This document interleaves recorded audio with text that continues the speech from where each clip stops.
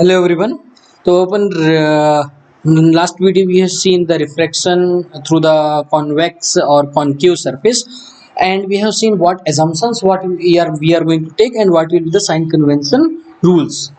Okay, so assumptions that we have taken, those are very simple, that the object will be point size and it will be kept on the principal axis. Okay, so here we will see the refraction किस तरह से होगा, how the refraction will take place through the convex surface, and particularly we are going to see for the virtual image. Okay, and after seeing the refraction we will derive a relation for our position of object and for position of image.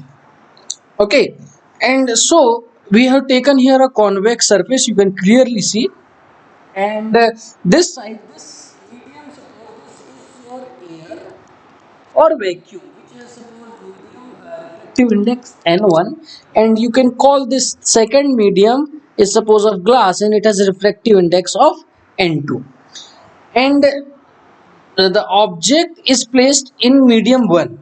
Okay, so it is very much near, you can take somewhere here the object is there, you can call this is O. Okay, position of object we can call it O.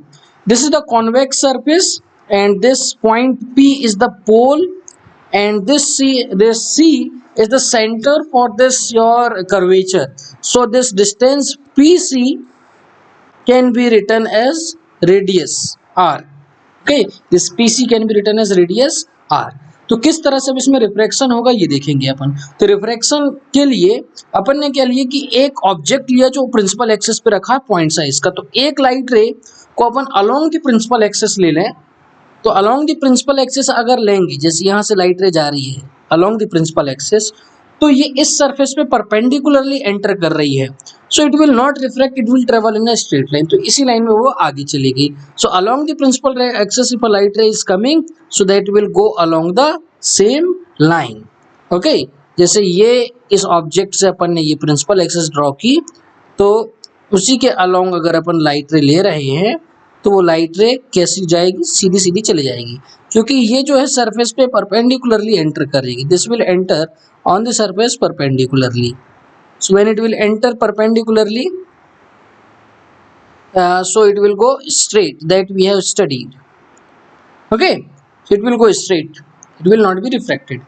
Another we can take anywhere on this convex surface. So suppose here I am taking here, suppose this is a second ray, this is a second incident ray, है ना, यहाँ पे incident ray, this is your second incident ray, you can take at this point of incidence you can call this is A. Okay, तो अब refraction कहाँ से, light is going from rarer medium to denser medium, because air is rarer medium and this glass will be your denser medium, this will be your denser medium, air will be your rarer medium and this is going to be your denser medium. तो अब किस तरह से refraction होगा, तो अपने को पता है कि जब लाइट रेयर मीडियम से डेंसर मीडियम में जाती है तो वो नॉर्मल की तरफ बेंड हो जाती है ना। तो अपन सबसे पहले नॉर्मल ड्रॉ कर लेते हैं, तो पॉइंट ए पे अपन नॉर्मल ड्रॉ करेंगे, तो पॉइंट कहाँ से जाएगा आपका जाएगा वो सेंटर ऑफ कर्वेचर से जाएगा, है ना। सो I will draw through the center of curvature, I am using red color, this will be your normal. Okay, so this is normal we have drawn, so I will name it, this is okay. अब जो light रे को जाना था उसका जो straight path था ये, ठीक है, इस पाथ पे इसको जाना था, लेकिन अब वो क्या हो जाएगी, वो बेंड हो जाएगी किस तरफ, नॉर्मल की तरफ, क्योंकि लाइट जब रेयर से डेंसर मीडियम में जाती है तो वो नॉर्मल की तरफ बेंड हो जाती है। तो मान लो वो इस तरह ऐसी बेंड हो जाएगी। So like suppose it is going from here, इस तरह से वो बेंड हो गई, नॉर्मल की तरफ क्या हो गई, bend. This is your refracted रे, इसको क्या नाम देंगे अपन, रिफ्रैक्टेड रे। अच्छा, अब देखिए एक रिफ्रैक्टेड रे ये है जो अलोंग द प्रिंसिपल एक्सिस जा रही है और दूसरी अपने को ये मिल गई, ठीक है। तो ये जो इधर जा रही है ये वाली light ray, so this is both are not going to intersect each other, है ना। तो मतलब यहाँ पे इनकी इमेज नहीं बनेगी और ये रियल में इंटरसेक्ट नहीं करेंगे। ये किस तरह से इंटरसेक्ट करेंगे? वर्चुअली। तो ये अपन ने किस तरह कहाँ पे इंटरसेक्ट करेंगे? पीछे। तो अपन ये रिफ्रैक्टेड रे को पीछे की तरफ बढ़ाएंगे थोड़ा सा, ये बढ़ाएंगे तो यहाँ पे जाके आपकी ये वाली लाइट रे को भी अगर अपन पीछे की तरफ बढ़ाते हैं, पहली वाली जो इंसिडेंट रे ली थी इसको भी अपन पीछे की तरफ बढ़ा देंगे, ये आगे। So this is I am writing because it is image, and this image is virtual because refracted light ray are not intersecting in real, they are intersecting in virtual. तो ये ऑब्जेक्ट O पे है, उसकी image I पे बन रही है।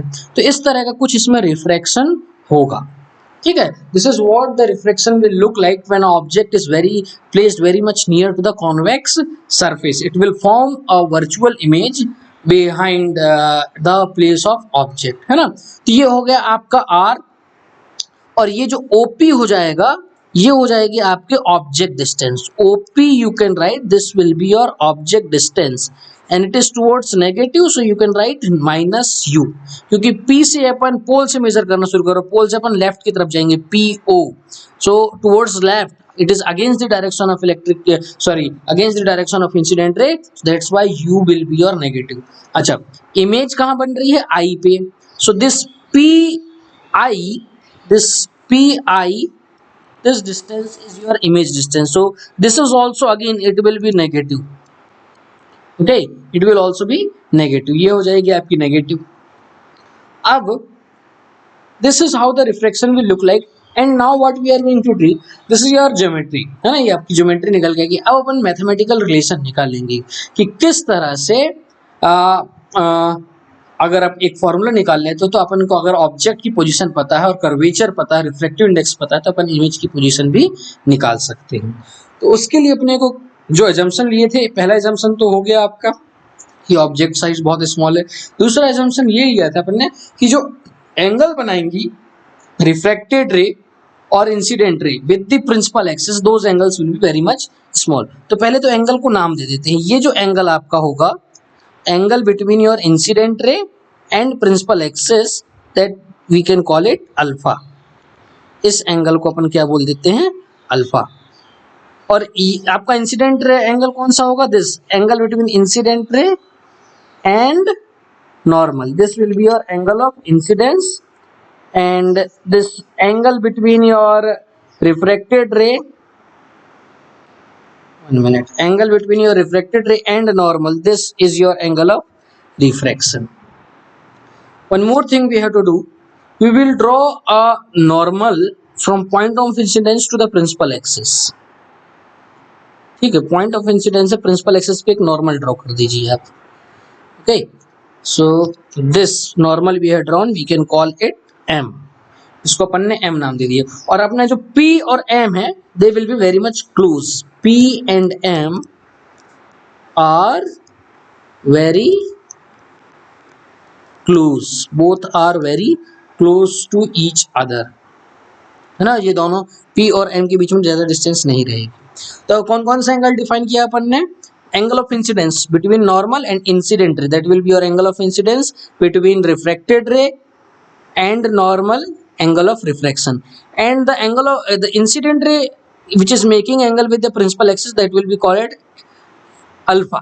और जो refracted ray, ये जो refracted ray है, ये आपकी जो एंगल बना रही है प्रिंसिपल एक्सिस के साथ यहाँ पे, we can call this as beta. इसको अपन नाम दे देते हैं, this angle will be called as beta, this angle will be called as beta. और जो नॉर्मल एंगल बनाएगी, that normal which is making with the angle of principal axis, we can call it gamma, this I am calling it gamma. तो ये आपका gamma हो गया। तो ये अपन ने नॉमेनक्लेचर कर दिया एंगल्स का। तो अपन ने 5 एंगल डिफाइन किए।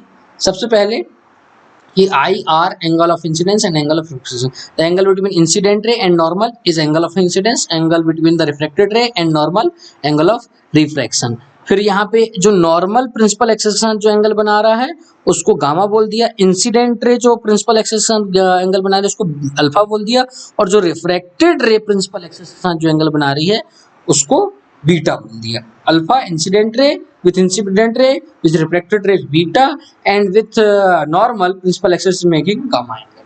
Okay, so now we will derive certain relation. Okay, तो सबसे पहले अपन स्टार्ट करते हैं tan अल्फा लिखते हैं, tan अल्फा। तो what will be the expression? tan alpha मतलब tan किस तरह से होगा, height upon distance. Alpha angle यहाँ पे बन रहा है, you can see triangle AOM, है ना। ट्रायंगल AOM को अगर अपन देखते हैं, you will see this triangle AOM, इस ट्रायंगल को अगर आप देखते हो तो आपको, बस इसको नीचे बना लेते हैं,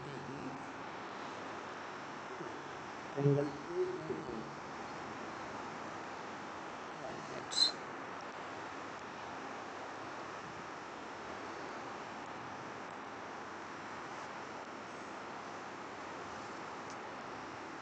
triangle AOM we will draw,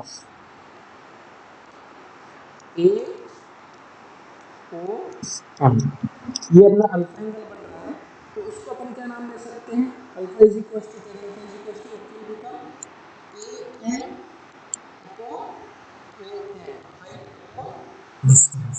okay, ये हो जाएगा आपका, ये आपके लिए होगा tan अल्फा के लिए। Similarly tan beta if you will write,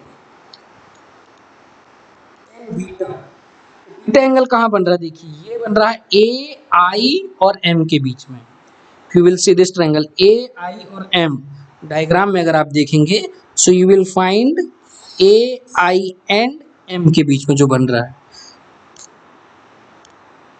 AI और M के बीच में जो एंगल बन रहा है उसको अपन क्या बोलेंगे, A, this is a straight line, it is not coming straight,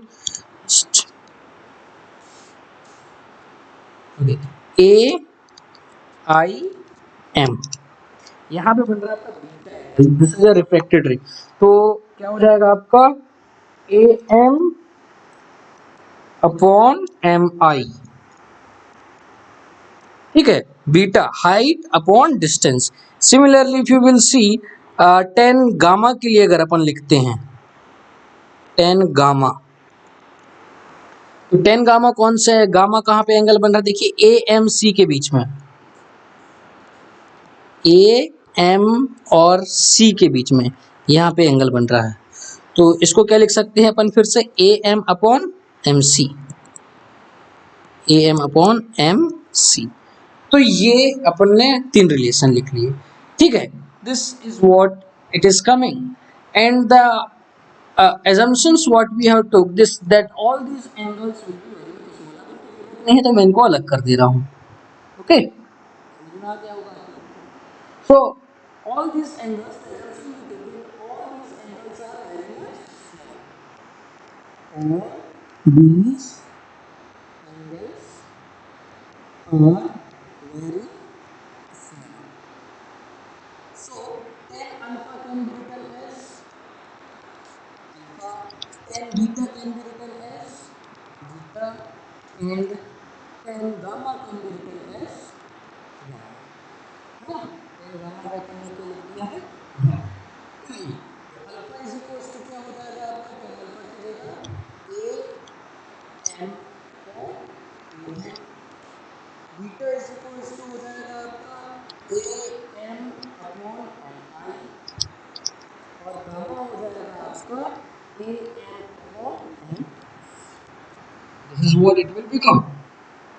Okay, so this is what we have done till now. अच्छा, अब यहाँ पे अपन एंगल्स के बीच में रिलेशन निकालेंगे, एंगल्स के बीच में और रिलेशन निकाल लेते हैं।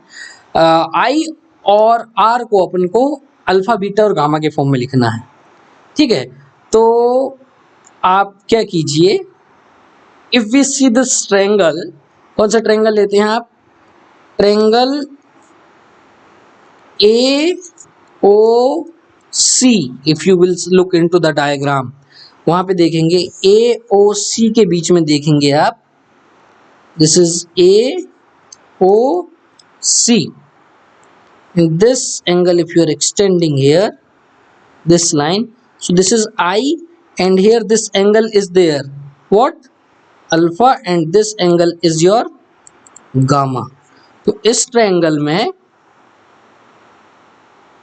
है ना, इस ट्रायंगल में आपके पास I इज इक्वल्स टू क्या हो जाएगा, I is equals to you will get alpha plus gamma. I की जगह क्या, I इज इक्वल्स टू क्या लिख सकते हैं अपन, alpha plus gamma. This triangle, okay, now we don't need this triangle anymore, so you can delete it. Now another triangle we can take. For R we need another triangle, so for R we will take triangle, let's call that triangle, कौन सा triangle ले लीजिए, R आप ले लीजिए ACI, triangle ACI, triangle ACI. We will take that triangle, triangle ACI. देखिए कैसा बन रहा है triangle ACI. Oh, sorry.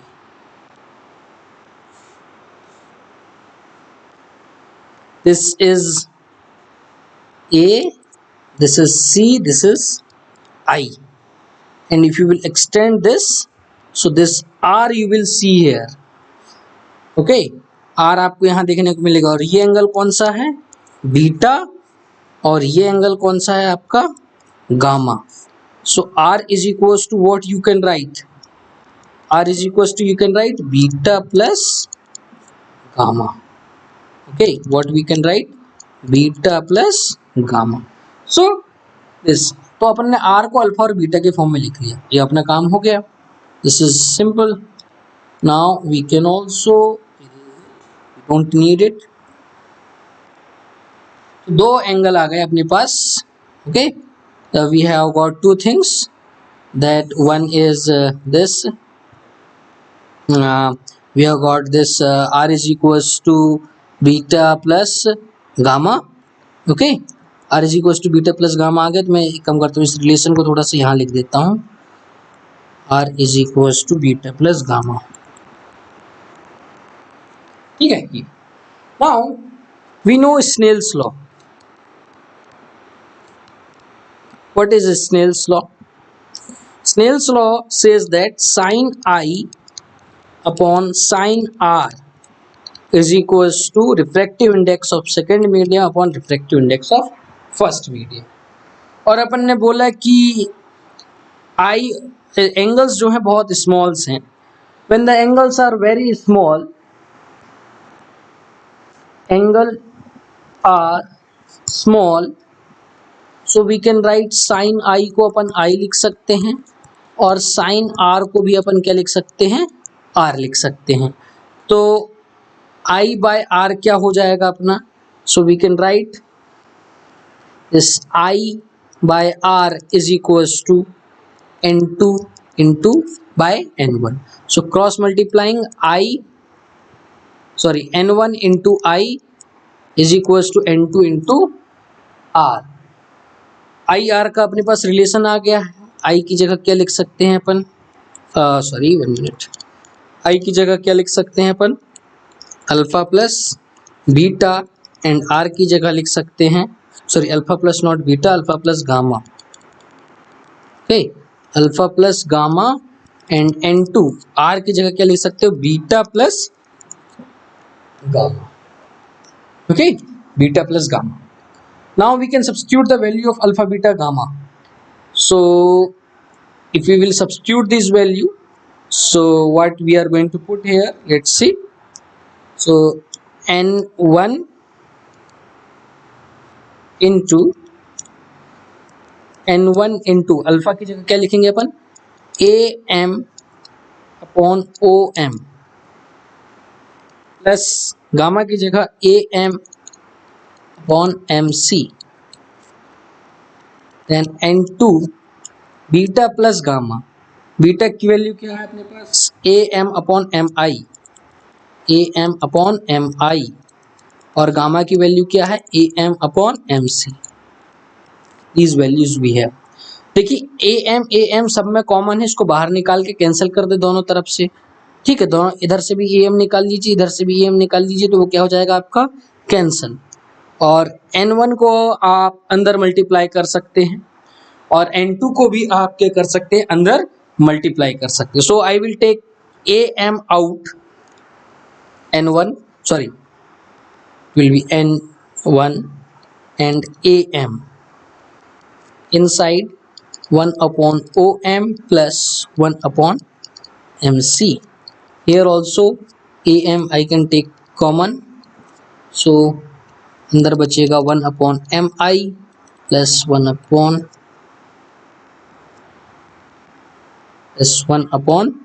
mc. This will be left. So now